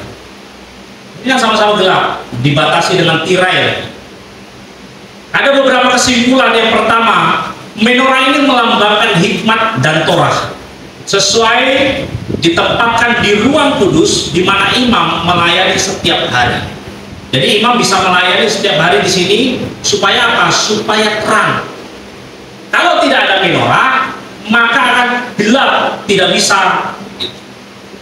Ini yang memang harus sesuai ditempatkan di ruang kudus di mana imam memang melayani setiap hari di sini. Karena di ruang Maha Kudus ini hanya 1 tahun sekali oleh imam besar. Berbeda dengan ruang Maha Kudus, ini harus setiap hari. Makanya kalau kita mengingat kisah dari Samuel, Samuel itu jaga api menorah untuk tetap menyala. Anak kecil jaga, makanya dia dipanggil oleh Bapak Yahweh Samuel. Dia akan lari lagi ke siapa itu namanya, Nabi Elia. Jadi Samuel, iya Bapak, kan gitu. Dia sedang jaga itu. Makanya ini penting, generasi-generasi ini. Sehingga kita melihat ini ditempatkan di mana para imam melayani di ruang kudus. Dan yang kedua, menorah adalah kesaksian kehadiran Elohim, harus ditempatkan di tempat yang dapat disaksikan secara rutin oleh manusia. Ini kesaksian, ini menjadi perlambang kesaksian kehadiran Elohim, harus disaksikan oleh manusia. Dan yang ketiga, Elohim tidak membutuhkan cahaya, tetapi manusia membutuhkan cahaya. Jadi di ruang Maha Kudus, di tabut perjanjian, itu kan setahun sekali. Karena Elohim lah terang Sekinah, itu terang Elohim itu, jadi ada terang di sana. Maka kita tahu bahwa dia terang itu. Jadi nggak perlu tentang penerangan itu. Yang diperlukan ada di dalam ruang kudus. Jadi ada 3 ya, kita harus tahu, karena sesuai dengan pembacaan tadi Parasat itu ternyata connect pembahasannya dengan bait suci. Yang di depan adalah pintu gerbang, di sana ada pelataran, ada mesbah korban bakaran, kemudian ada bejana pembasuhan, dan di situ ada pintu kemah. Ini bisa perhatikan. Kemudian ada pelita, meja roti, di situ di ruang suci, ruang kudus, dan juga ada mesbah dupa. Lalu ada tirai di sini. Ini 1, 2, 3. Tabut perjanjian atau ruang Maha Kudus yang hanya bisa dimasuki oleh imam besar 1 tahun sekali. Jadi di poin yang ketiga kita melihat bahwa Elohim tidak membutuhkan cahaya, tetapi manusia membutuhkannya. Ruang kudus adalah tempat di mana terang rohani diperlukan, bukan ruang Maha Kudus. Dengan demikian, para rabi memahami penempatan menorah sebagai bagian dari simbolisme spiritual yang menegaskan bahwa terang ilahi selalu menyertai umatnya dalam kehidupan sehari-hari. Jadi memang kita membutuhkan terang itu sehari-hari, setiap hari, dan terang itu harus senantiasa menjadi bagian di dalam kehidupan kita orang percaya, sehingga kita bisa melihat apa yang mau dan apa yang dikehendaki oleh Elohim dan yang tidak dikehendaki Elohim, sehingga hidup kita hari-hari ini kita dibedakan dengan dunia hanya dengan satu, yaitu Torah. Sehingga kita bersyukur dengan belajar Torah kita mendapatkan hikmat dari Torah. Kita memperoleh hikmat, kebijaksanaan, dan kita memerlukan itu. Sehingga jika hal ini kita merujuk kepada Yeshua, menorah di ruang kudus ini memiliki makna yang sangat dalam, karena terang yang dipancarkan berkaitan erat dengan Yeshua sebagai terang dunia. Menorah dan Yesua itu sebagai terang dunia. Di dalam Yohanan 8 ayat 12, Yesua berkata, "Akulah terang dunia. Barang siapa mengikut aku, ia tidak akan berjalan dalam kegelapan, melainkan ia akan mempunyai terang hidup." Kaitannya dengan menorah di ruang kudus, menorah adalah satu-satunya sumber cahaya dalam ruang kudus, sama seperti Yesua adalah satu-satunya sumber terang rohani bagi dunia. Seperti menorah menerangi jalan bagi para imam yang melayani, Yesua menerangi jalan bagi umat manusia untuk kembali kepada Elohim. Dari awal yang seperti saya katakan bahwa dunia ini adalah tempat kegelapan. Dunia ini berada di dalam gelap gulita. Sehingga seperti gambaran daripada menorah, bagaimana imam ini bisa melayani, bisa melakukan tugas di ruang kudus sebagai sumber terang, yaitu menorah. Demikian juga Yesua, dia yang menerangi jalan umat manusia untuk kembali kepada Elohim. Tapi faktanya Bapak Saudara, banyak orang yang menyangkal Yesua, banyak sekali. Bahkan banyak orang yang mengkhianati Yesua. Dan firman Tuhan di akhir zaman menyatakan bahwa banyak orang akan menjadi murtad. Murtad artinya apa? Menyangkal imannya, menolak Mesias Yesus.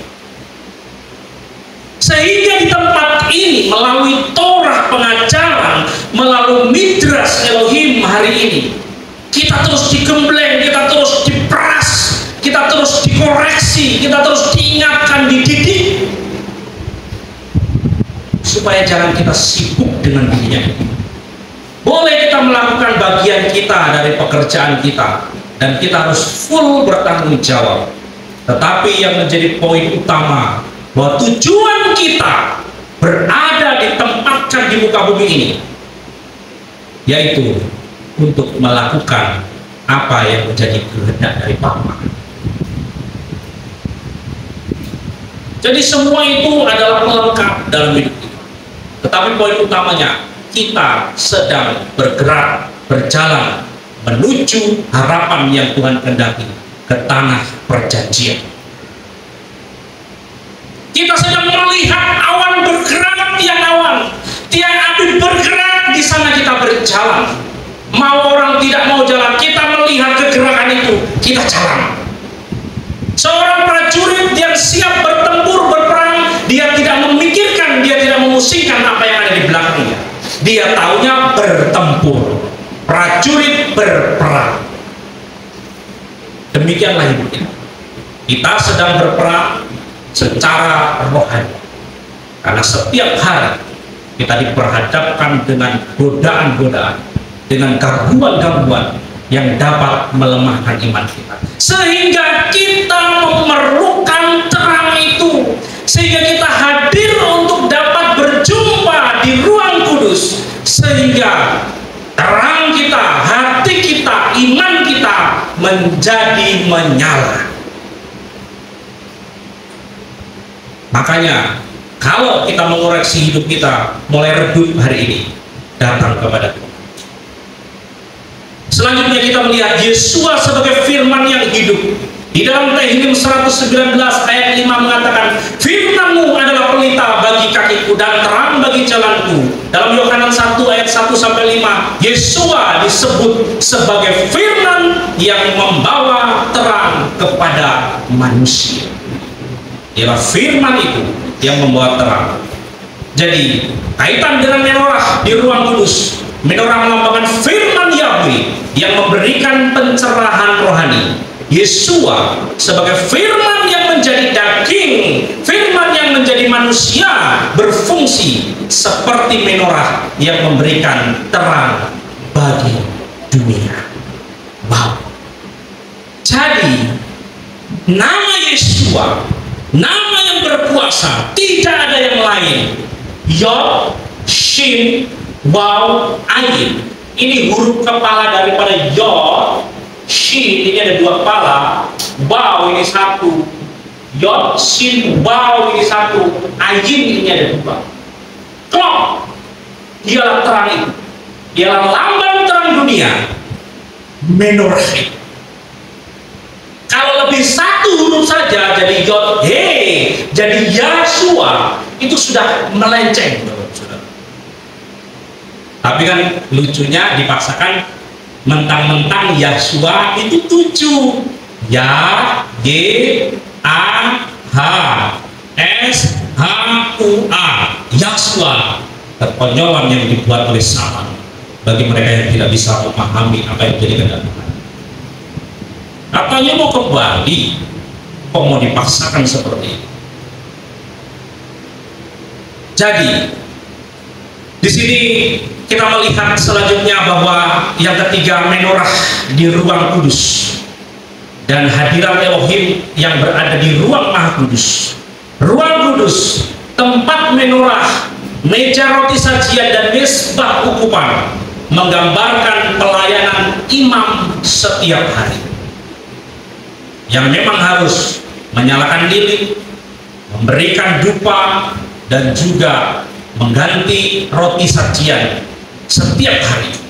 Di ruang Maha Kudus, tempat tabut perjanjian dan hadirat Elohim hanya bisa dimasuki oleh imam besar setahun sekali.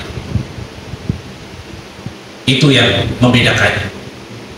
Jadi ini yang menjadi kaitan dengan Yeshua, bahwa Yeshua pertama kali datang sebagai imam besar yang melayani di ruang kudus, menerangi dunia dengan pengajaran dan kasihnya.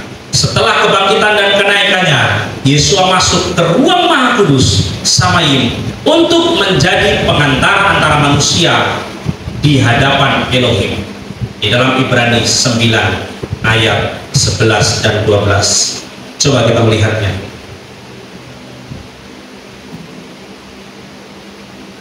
Ibrani 9 ayat 11 dan 12.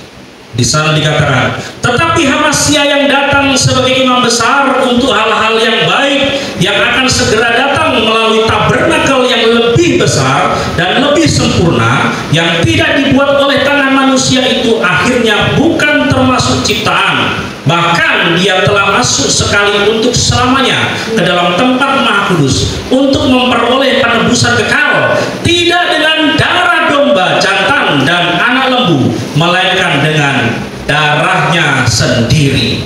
Dan saya coba membaca lebih mudah dipahami di BIMK. Dikatakan, tetapi Hamasya sudah datang sebagai imam agung dari hal-hal yang baik yang sudah ada. Kemah Tuhan di mana ia mengerjakan tugasnya sebagai imam agung adalah kemah yang lebih agung dan lebih sempurna. Itu tidak dibuat oleh manusia, artinya bukan berasal dari dunia yang diciptakannya. Hamasya memasuki ruang Maha Kudus di dalam kemah itu hanya sekali saja untuk selama-lamanya. Pada waktu itu ia tidak membawa darah kambing jantan atau darah anak domba untuk dipersembahkan. Ia membawa darahnya sendiri, dan dengan itu ia membebaskan kita untuk selama-lamanya. Haleluya. Ini sesuatu yang luar biasa. Di dalam Yeshua kegenapan itu terjadi. Di hari Kamis sempat kita bahas tentang Maria Magdalena, bahwa pada saat Maria dipanggil, Maria mulai tersadar, Rabi, dan dia percaya. Jangan sentuh aku, karena aku harus kembali kepada Bapa. Disitulah tugas Yeshua menjadi imam besar yang mempersembahkan darahnya sendiri kepada Bapa. Bukan darah binatang lagi, tetapi darahnya sendiri di hadapan Bapa, Raja yang tetap. Sehingga pada saat itu dia memberikan amanat kepada Maria beritakan tentang kebangkitan. Karena Petrus dan Yohanan pada saat itu mereka pulang dari kubur, mereka masih ada di dalam keraguan-raguan antara percaya dan tidak percaya, dan bahkan masih memiliki pola pandangan yang, oh, tubuh Yesus sudah hilang, sudah dicuri, di mana itu? Karena belum sampai kepada level bahwa, oh benar, dia pernah berkata, oh itu pernah dinubuatkan di dalam kitab suci, dia harus bangkit dari kematian pada hari yang ketiga. Bapak Ibu Saudara, hari Kamis pada saat memberitakan firman Tuhan, bukan Bapak Ibu Saudara yang diberkati, saya yang ngomong di tempat ini, sangat-sangat saya diberkati. Karena pada saat saya ngomong ini, bukan saya ngomong supaya saya ngajari Bapak Ibu Saudara, tidak. Ini ngajari diri saya sendiri, ini ngajari tentang pribadi roh saya sendiri juga. Selain itu impartasinya kepada jemaat Tuhan yang mendengar, sehingga menjadi kekayaan yang begitu luar biasa yang dapat kita miliki hari ini. Itulah yang dikerjakan Yesua sebagai imam besar. Jadi di dalam setiap pertemuan ibadah itu ada sesuatu yang berharga. Di dalam pertemuan ibadah itu ada makanan yang penuh nutrisi yang dapat kita menikmatinya, menjadikan roh kita ini menjadi kuat, perkasa, bahkan siap menjadi prajurit, siap bertempur, siap berperang setiap hari.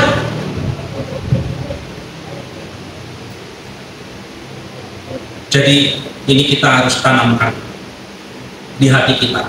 Setiap hari menorah itu harus menyala. Di dalam kehidupan kita sehari-hari, menorah itu harus tetap menyala. Bapak Saudara, Yesus pernah katakan, jangan takut. Dan kata jangan takut itu kurang lebih 365, kalau tidak salah ya, saya agak sedikit lupa. Artinya apa? Sepanjang tahun, setiap hari, Yesus katakan, jangan takut, aku menyertaimu sampai kesudahan akhir zaman. Hal yang sama yang dirasakan, yang dilihat oleh Maria Magdalena, di mana pada saat dia melihat Yesua, tubuhnya, jasadnya sudah tidak ada, sesungguhnya Yesus sedang melihat Maria Magdalena. Sesungguhnya suara Yesua, kehadiran Yesua ada di situ, tapi Maria Magdalena mendengar, bahkan sempat melihat pun, itu dianggap sebagai tukang kebun. Itu saya diberkati sekali. Bahwa firman itu ternyata benar-benar demikian. Dia ngobrol dengan Yesua, tetapi pikirannya itu bahwa itu bukan Yesua. Dia paham setelah dipanggil Maria.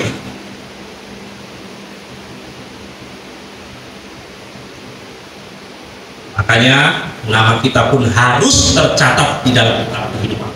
Dan kita meyakini nama kita harus tercatat di dalam kitab kehidupan. Dia mengenalmu dengan namamu. Bapa Yahweh kenal pribadimu, bahkan namamu dipanggil disebut. Jangan sampai nama kita dihapus daripada kitab kehidupan. Jadi Maria pada saat itu dia menangis, tetapi dia mendengar suara Yesua yang dia rasakan, yang dia ini apa yang dia alami itu, bahwa dia merasakan bahwa itu tukang kebun, itu bukan Yesus. Tetapi setelah dia dipanggil namanya, baru dia sadar, oh, Rabinu, Rabi Guru. Sehingga sesungguhnya setiap hari Tuhan ada bersama-sama dengan kita. Dia bersuara kepada kita. Tetapi hanya kita saja yang tidak peka. Tapi pada saat nama kita dipanggil, kita harus bisa peka. Dan jangan sampai nama kita dipanggil tapi kita tidak peka. Itu fatal, Bapak Saudara. Kita lanjut berikutnya. Yang ketiga yaitu Tuhan olah, tanggung jawab generasi ke generasi. Jadi di ayat yang ke-21 di sana dikatakan Aharon dan anak-anaknya harus mengurus lampu itu dari petang sampai pagi di tempat aku hadir, di luar kain yang tergantung di depan peti perjanjian. Perintah itu harus dilakukan untuk selama-lamanya oleh orang Israel dan keturunannya. Itu dari versi BIMK. Jadi dari generasi ke generasi, perintah Elohim dari generasi ke generasi, bukan hanya untuk satu generasi, tetapi Hokat Ulam berbicara ketetapan kekal bagi semua keturunan Israel. Ini menunjukkan bahwa menjaga terang Elohim adalah tugas yang harus diteruskan kepada generasi berikutnya. Sehingga ini menjadi tugas kita untuk anak-anak kita, yang kita terus ajarkan, kita terus didik untuk generasi kepada generasi, di mana masih Tuhan berikan waktu, kesempatan bahwa generasi-generasi kita harus mengenal kebenaran Torah. Generasi kita harus dididik oleh Torah. Itu harus berawal dari kita sebagai orang tua, yang pastinya harus yang taat juga melakukan tanggung jawab yang diberikan oleh Elohim. Pertanyaannya, apakah kita sudah menjadi teladan bagi anak-anak kita atau generasi muda dalam menjaga iman? Ini yang paling penting. Apakah kita sudah menjadi teladan untuk anak-anak kita, ataukah kita masih belum menjadi teladan? Ini tidak mudah, tetapi bukan tidak mungkin. Banyak kekurangan dan kelemahan, tetapi Tuhan inginkan kita harus bisa menjadi teladan bagi anak-anak. Bagaimana kita bisa mengajarkan mereka untuk tetap menyala di dalam Tuhan, mengutamakan pekerjaan Tuhan, pelayanan Tuhan, mengikut Tuhan, dan kita tetapkan iman yang kita miliki, mengikut Yesus keputusanku, mengikut Yesus keputusanku, mengikut Yesus keputusanku. Ku tak ingkar, walau sendiri ku ikut Yesus, walau sendiri ku ikut Yesus, walau sendiri ku ikut Yesus. Ku tak ingkar, pada saat kita punya iman ini dan kita tanamkan ke anak-anak kita. Seringkali saya katakan ke anak-anak saya, ada bapak, ada papa ataupun tidak ada papa, bahwa imanmu harus bertanggung jawab di hadapan Tuhan, bukan di hadapan orang tua. Sehingga pada saat kita memiliki iman yang sempurna, yang sejati, yang diberikan, pengajaran itu yang membuat kita semakin kuat, maka tidak akan mudah digoyahkan dengan ajaran-ajaran yang ada di luar. Bahwa mengikut Yesus itulah keputusan. Mengikut Yesus walau sendiri, kita tidak akan pernah tahu, karena sesungguhnya kita tidak pernah sendiri. Amin. Bapa selalu menyertai kita, Dia selalu ada bagi kita di tengah badai sesulit apapun. Dan hal ini yang sama menjadi gambaran yang dikerjakan oleh Samuel. Kita melihat Samuel pasal 3 ayat 3 dikatakan, dan lampu Elohim belum padam, dan Samuel sedang berbaring di dalam kemah suci Yahweh, tempat tabut Elohim terletak. Samuel saat itu pun menjadi pelayan di rumah Elohim. Ini menjadi contoh kisah Samuel kecil yang melayani di hadapan lampu Elohim Yahweh di bait suci. Jadi bukan berarti yang melayani itu orang tua stop, tetapi anak-anak pun bisa melayani pekerjaan Tuhan di bait suci.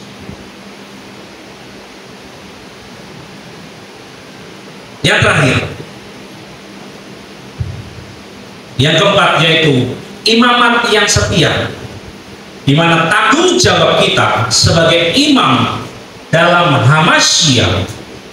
Dalam ayat 21 disebutkan bahwa Aharon dan anak-anaknya bertanggung jawab atas lampu menorah yang ada di bait suci. Di dalam rencana sama, kita semua disebut sebagai imamat yang rajani. Di dalam 1 Petrus 2 ayat 9, imam harus selalu berjaga-jaga. Apa sih pengertian, apa sih pemahaman kita mengenai imamat yang rajani? Karena kita disebut juga sebagai imamat yang rajani sesuai kitab suci 1 Petrus ayat 2, 1 Petrus 2 ayat 9. Tetapi kamulah bangsa yang terpilih, imamat yang rajani, bangsa yang kudus, umat kepunyaan Elohim sendiri, supaya kamu memberitakan perbuatan-perbuatan yang besar dari Dia yang telah memanggil kamu keluar dari kegelapan kepada terangnya yang ajaib. Imamat dalam perjanjian lama atau berita rasa, imamat adalah orang yang ditunjuk untuk melayani Elohim, mempersembahkan korban dan menjadi perantara antara Elohim dan manusia. Imamat 21 ayat 6.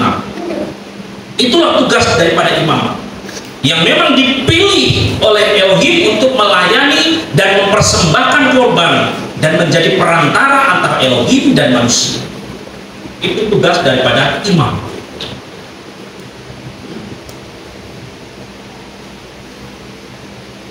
Lalu sebagai imam, kita dipanggil untuk hidup kudus dan mempersembahkan hidup kita sebagai korban yang hidup bagi Elohim. Roma 12 ayat 1. Itulah, kita juga harus mempersembahkan hidup kita sebagai korban yang hidup di hadapan Elohim, sehingga kita berkenan di hadapan Elohim. Lalu pengertian daripada rajani, imamat yang rajani. Rajani ini adalah menunjukkan bahwa kita memiliki kedudukan sebagai anak-anak Elohim, anak-anak raja, bagian daripada kerajaan, sesuai di dalam kitab Bilyana 1 ayat 6. Tidak perlu saya baca di sana. Dan kita ini bagian daripada kerajaan Elohim. Kita dipanggil untuk memerintah bersama Hamasyiah, tidak hanya di masa depan, tetapi juga dalam kehidupan kita sekarang, dengan hidup dalam otoritas rohani atas dosa dan kuasa dari kegelapan. Dan kita punya tanggung jawab itu. Makanya kita bisa disebut imamat yang rajani. Ya, kita bisa melayani, terlebih posisi kita dapat berdoa di hadapan Tuhan. Karena memang yang menjadi hubungan Bani Israel, umat Elohim, dengan Bapa Yahweh melalui imam. Dan berbicara mengenai tabut perjanjian yang ada gambarnya tadi, itu adalah gambaran daripada kerajaan Samayim. Makanya Torah itu digambarkan seperti surat dari kerajaan, karena kita bagian daripada kerajaan itu, sehingga kita disebut rajani, imamat yang rajani.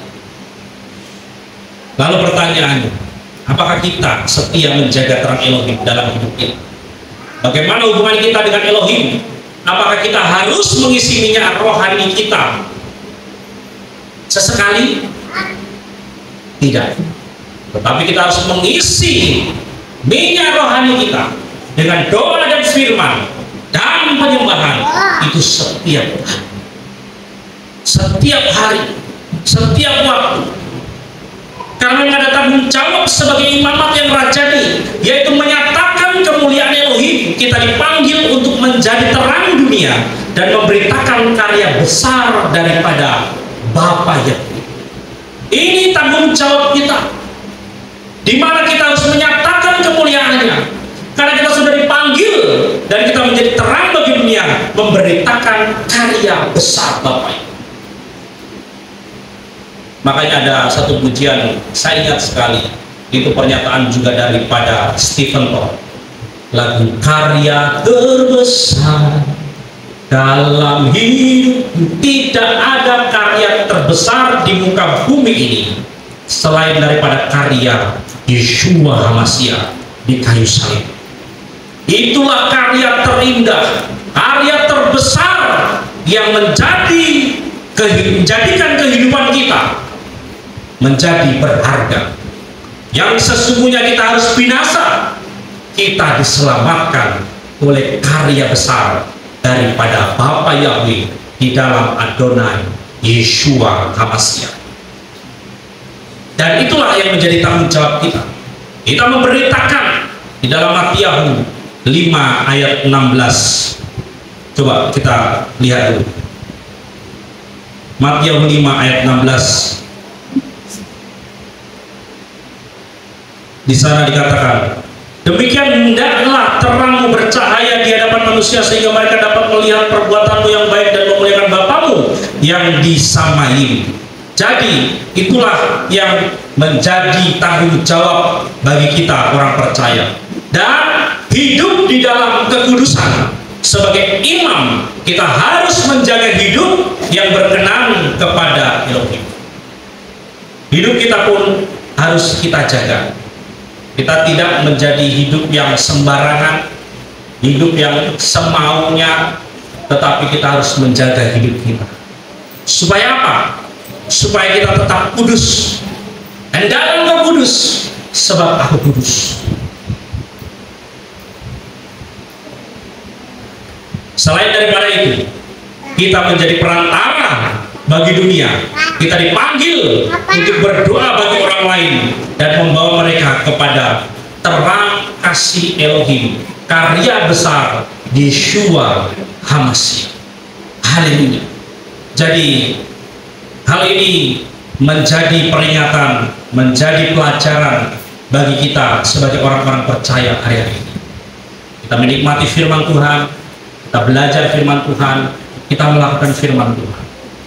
Jadi semua ada prosesnya. Untuk menghasilkan minyak zaitun harus ada petani yang menanam pohon zaitun, kemudian dipanen, kemudian diproses, kemudian diambil sampai masuk ke ruang kudus untuk menyalakan menorah. Sama halnya, kita tidak bisa kita katakan yang penting itu melakukan. Kalau belajarnya saja tidak benar, bagaimana mau melakukan? Yang penting itu harus harus prakteknya. Kalau konsepnya salah, prakteknya pun salah. Jadi semua ada prosesnya. Belajar, praktek, melakukan. Makanya iman dan perbuatan itu yang seimbang. Jangan juga kita katakan yang penting itu kita melakukan. Soal mengenai belajar itu banyak sumber. No, kita juga harus belajar dengan tepat sehingga kita dapat melakukan dengan tepat. Kalau apa yang kita pelajari salah, maka pola yang salah yang kita kerjakan pula salah. Dan itu menjadi penting bagi hidup kita. Dan hari-hari ini melalui Midras, melalui parasat demi parasat, kita terus dapat menjadi terang dan menjaga terang Elohim terus bersinar di dalam hidup kita. Yang pertama, pelihara hati yang murni dalam pelayanan, Zemen Zayit Tahor. Yang kedua, jaga hubungan dengan Elohim agar terang tetap menyala, Ner Tamid. Ajarkan iman kepada generasi berikutnya, Hukat Olam. Hiduplah sebagai imam yang setia di hadapan Yahweh Elohim. Seperti ilustrasi, seperti pelita yang harus selalu diisi minyak. Iman kita harus terus diisi dengan firman dan doa agar tidak paham. Itulah panggilan untuk kita bisa ehad dengan Bapa, pencipta langit dan bumi, sehingga kita bisa layak disebut sebagai imamat yang rajani, yang berarti bahwa setiap orang percaya memiliki peran sebagai imam yang melayani Elohim dan sebagai raja yang berkuasa bersama Hamasya. Kita dipanggil untuk hidup dalam kekudusan, berdoa dan menyatakan kasih serta kebenaran Elohim di dunia ini. Panggilan bagi kita, apakah terang Elohim Yahweh masih menyala dalam hidup kita? Apakah kita siap untuk menjadi penjaga terang bagi dunia? Biarlah firman Tuhan yang kita sudah baca bersama memberkati kita semua. Bapak Yahweh memberkati kita semua. Kita beri kemuliaan yang dahsyat buat Bapak Yahweh. Haleluya. Saudara, kita semua bangkit berdiri dan kita naikkan satu pujian.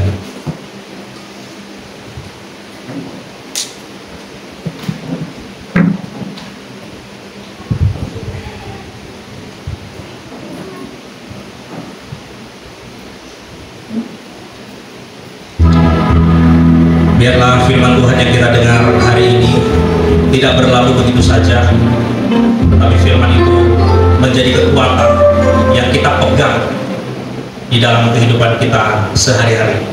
Baik Bapak Ibu Saudara maupun saya sendiri yang berbicara di tempat ini, kita memerlukan terang yang datang daripada Bapa Yahweh, dan kita harus kuat menghadapi situasi di akhir zaman ini.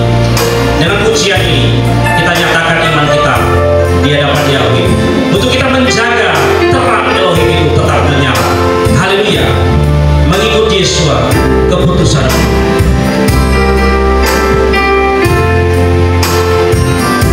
Mengikut Yesua keputusan. Mengikut Yesua keputusanku. Mengikut Yesua keputusan. Ku tak ingkar, ku tak ingkar. Mengikut Yesua. Walau sendiri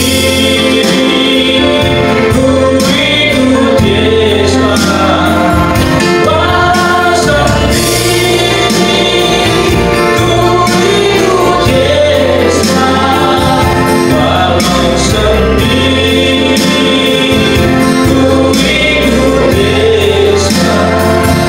Ku tak ingkar, ku tak ingkar. Anda tahu bahwa Torah itu mahal. Jadi kalau belajar cuma 15 menit 1 jam belum bisa. Ya, ya iya dong. Ya. Torah itu bahasa hukumnya Tuhan. Jadi kita mesti memahami betul setiap kata kalimat yang diucapkan Tuhan. Saya kasih contoh sama Bapak Ibu. Apa beda antara lain dengan sebagai berikut? Apa bedanya? Bu Ivon kan bagian divisi hukum. Apa beda antara lain dengan sebagai berikut? Nah.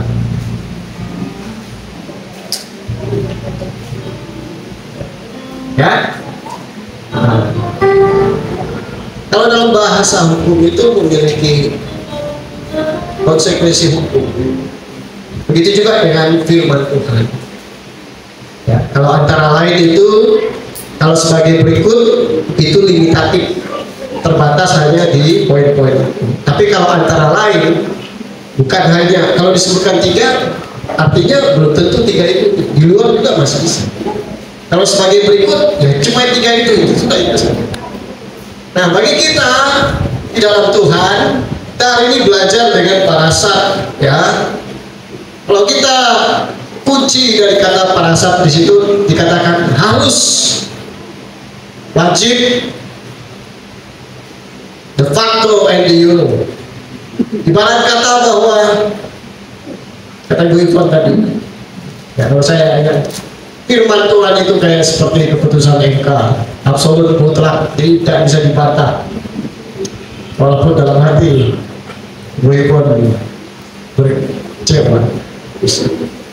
Begitu firman Tuhan berbicara, maka kita wajib paham mengerti. Jadi dari judulnya itu bisa menggambarkan seluruh pokok pembelajaran bahasa. Kalau dia berkata haruslah, maka tidak ada kata nanti ya, kalau bisa habis ini deh, nggak bisa. Kayak tadi imamnya katakan suka nggak suka, siap tidak siap, nggak ada istilah begitu-begitu di hadapan Tuhan. Ya, mencoba mengalihkan, kalau bisa yang lain saja Pak, nggak ada cerita itu. Ya, Anda belajar. Pertanyaan saya, kenapa yang melayani di tabernakel keturunan Harun?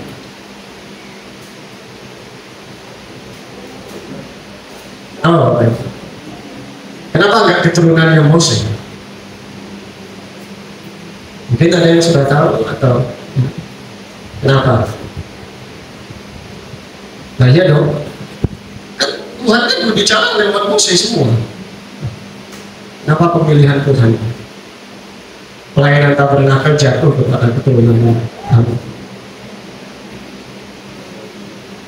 Misna para nabi katakan bahwa jadi salah satu alasan pemilihan Harun itu karena Mose menolak pada saat peristiwa semak dura terbakar.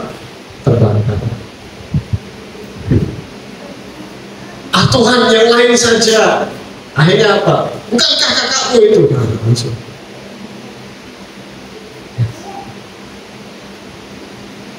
Walaupun Mose tidak ditinggalkan Tuhan, Mose punya visi. Tetapi pada kejadian itu, jadi makanya bagian itu diserahkan kepada Tuhan. Minyak ini diawali dengan minyak. Ya, pada saat ini minyak, kemudian pasal 8, 29 dan seterusnya. Tapi keseluruhannya itu berbicara tentang tabernakel. Ya. Minyak itu bagian dari mensupport tabernakel itu sendiri. Dia bukan peralatan, tapi dia bahan habis pakai. Jadi kan bahan habis pakai, kan minyak habis dipakai. Sore dihidupkan, besok paginya. Jadi 2 kali imam datang, sore datang dengan pagi datang. Paginya ngapain? Bersihkan dari abu itu, siapkan minyak yang baru dan ganti. Ini zaman dulu Bapak Ibu, bukan guys, subuhnya harus diganti. Anda pernah lihat yang subuh itu nggak bisa lama-lama, kalau udah kebakar ya habis, apalagi pada zaman itu. Nah nanti sorenya nyalakan lagi. Nah, begitu seterusnya dan seterusnya. Tapi ada satu misna para nabi menarik begini, dikatakan bahwa saya tadi coba saksi di sini, bahwa lampu menorah yang paling barat itu harus tetap menyala, karena untuk menyalakan menorahnya kembali harus berasal dari lampu itu. Jadi dia kayak berkesinambungan, yaitu misna. Memperkaya kita. Tetapi intinya bahwa perintah Tuhan bahwa itu harus menyala dari malam. Karena pagi ada penerangan dari matahari. Tetapi malam gelap itu tidak boleh menguasai, harus ada terang. Itu semua kalau kita belajar dari Torah itu berasal dari Genesis pasal pertama. Tuhan melihat bahwa terang itu baik. Artinya kalau Tuhan lihat terang baik, Tuhan gak suka dengan namanya kegelapan. Begitu juga anak Tuhan yang disebut terang. Tuhan menginginkan kita menjadi anak terang di tengah-tengah kegelapan, dan jadi berkat dan jadi kompas. Jadi ini yang benar itu begini, yang ini itu kurang tepat atau tidak sesuai dengan kebenaran firman Tuhan.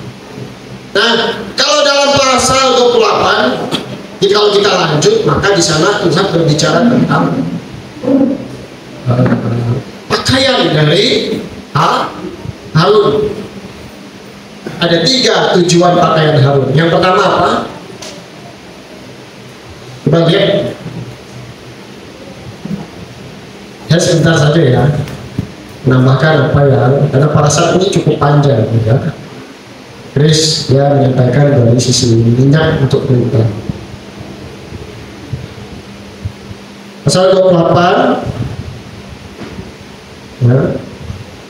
Haruslah engkau membuat pakaian kekudusan bagi Harun saudaramu untuk kemuliaan dan untuk keindahan. Ada 3: kekudusan, kemuliaan, dan yang terakhir keindahan. Makanya kalau yang paling utama itu ya dalam hidup kita itu kudus.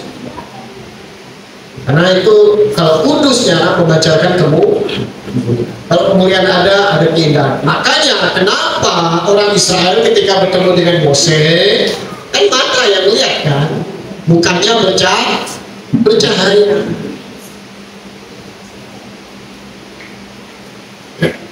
Ada orang beribadah tapi nggak beribadah, bukannya muram setelah ketemu Tuhan. Ya, orang sini bilang muka bunuh ya. Di pujian muka bunuh, di penyembahan muka bunuh, berdoa muka bunuh ya, terima berkat muka bunuh, bawa nasi kotak juga muka bunuh ya. Tidak mengalami pribadi Tuhan itu sendiri.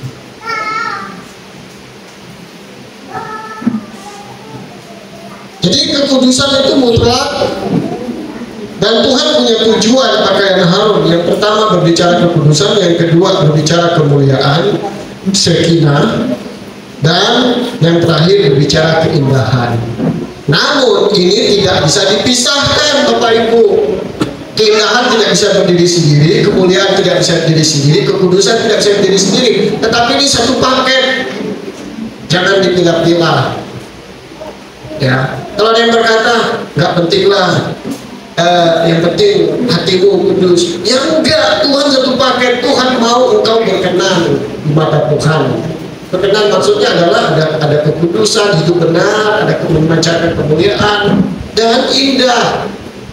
Ini nggak sembarangan. Jadi kalau ada konsep yang mengatakan bahwa salah-salah itu tidak bisa. Ya. Kalau ada yang berkata bahwa yang penting kan Tuhan lihat hati, ya iya memang itu kedalamanmu. Karena itu manusia kan nggak mungkin lihat hati. Tetapi alangkah lebih baik kalau kesatuan paket itu ada dalam kehidupanmu. Ya. Kita akan salah mengerti pemahaman-pemahaman tersebut karena nggak mengerti bahwa Torah menyampaikan detail pakaian itu disampaikan kepada Mose. Tujuannya ini disimpulkan 3 ini dulu: kekudusan, kemuliaan, keindahan. Tuhan itu juga nggak sembarangan Bapak Ibu. Ya, batu-batu itu batu apa? Batu di dadanya itu 12 batu itu. Batu apa itu Bapak Ibu? Batu permata. Salah satunya batu yang cukup meledak di Indonesia, batu akik. Pak Ajung saya lihat nggak ada di Jahit ini. Ya. Apa karena Pak Hotman sakit makanya dia juga tidak pernah? Apa begini Pak? Ya.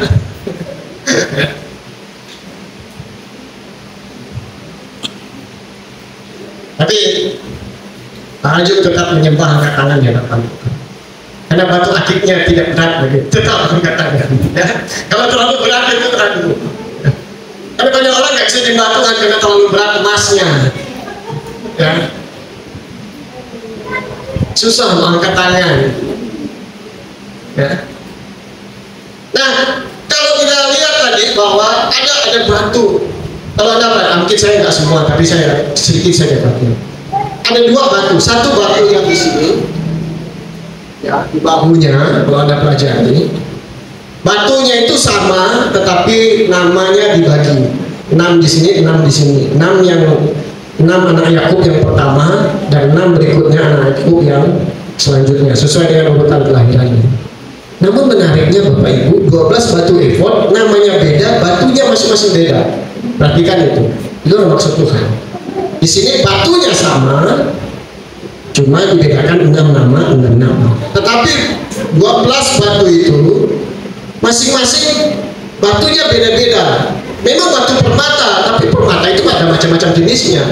Hanya salah satunya ada batu akik, itu permata. Nah, batunya beda, namanya beda. Jadi sedari awal itu Tuhan tidak sembarangan, Bapak. Ya. Makanya 12 Israel itu akan memerintah. Makanya kalau kita baca dalam kitab Nabi mana itu, ya, bangsa-bangsa itu akan memegang ujung jumbai Bani Israel. Makanya tadi Pak Imam Fadis katakan, gak ada tempat bangsa asing di hadapan Tuhan. Ya. Makanya kita lewat mana? Mesias Yesus menurut peraturan Melkisedek sebagai imam. Ya. Kalau Yesus katakan di luar aku kamu tidak dapat berbuat banyak, karena memang masterpiece atau blueprint keselamatan itu lewat Bani Israel. Makanya Yesus dengan tegas, keselamatan berasal daripada bangsa Yahudi, bukan Cina, bukan bangsa koboi Amerika, ya, bukan orang bangsa Aztec, ya, dan sebagainya. Ya, itu. Jadi kita mengerti bahwa kan itu letak di bahu sebagai bentuk bahwa imam itu akan membawa beban. Nah, imam itu mewakili Bani Israel. Ada satu yang perlu perhatikan di sini itu ada lonceng, ya, di kaki imam. Ini sebagai tanda. Ya, ada mitras berkata bahwa lonceng itu sebagai peringatan bagi malaikat agar tidak menjamahnya. Tetapi juga itu sebagai pelajaran, ada Mr. Al-Arabi katakan, supaya kita berdoa bagi setiap mereka yang melayani, karena mereka punya urusan tanggung jawab hidup mati di hadapan Tuhan. Nah, main-main Bapak dalam pelayanan. Kalau hanya sekedar masak, tapi imam itu enggak, ya teknis itu ada banyak. Tapi imam baik gembala, evangelis, ya, pengajar, para rasul, ada 5 jawatan itu nggak main-main. Jadi kalau ada yang meremehkan jawatan di hadapan Tuhan, ini soalnya bahkan Tuhan ingatkan, ini pertaruhannya surga dengan neraka, hidup mati. Ini jangan main-main. Bagi Israel diingatkan seperti itu. Hanya mereka harus berdoa bagi para imam. Nah, kita di tempatnya ini mesti begitu. Bahkan Nabi Saul secara jujur saja doakanlah Nabi Saul itu yang dengan segala kemegahan pelayanan dan mukjizatnya. Ya. Bapak yang memberkati, maju terus, biarlah ini tidak akan cukup Bapak Ibu. Kalau Anda nggak belajar sendiri dan belajar mau terbuka di hadapan Tuhan, nggak akan cukup di kehidupan. Bahkan yang pakai 1 jam lebih, 1,5 sampai 2 jam, biasanya kalau saya dulu 2 jam, itu nggak akan cukup. Mandirian dalam belajar itu harus ada dalam kehidupan saya.